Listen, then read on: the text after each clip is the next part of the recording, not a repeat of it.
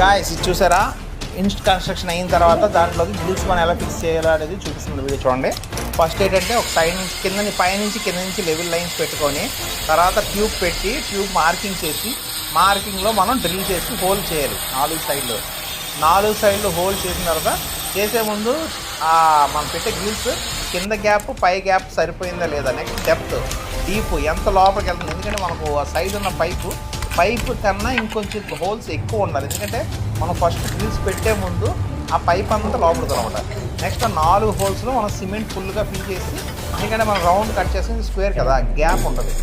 తర్వాత మనం లోపల పెట్టిన తర్వాత దానికి కొంచెం మూమెంట్ ఇవ్వాలి. మూమెంట్ ఇచ్చి ఇంకా వీలైనంత వరకు సిమెంట్ ఫిల్ చేసేయాలి. నెక్స్ట్ పెట్టే ముందు హ్యాండిల్స్కి క్లాంపులు మాత్రం పెట్టడం మర్చిపోకూడదు. ఎందుకంటే క్లాంపులు లాక్ చేస్తేనే ఆ హోల్ కవర్ అవుతుంది మనకి. దానికి హ్యాండ్ క్యాప్ అంటారు. హ్యాండ్ క్యాప్స్ కవర్ చేయాలి. Cover cap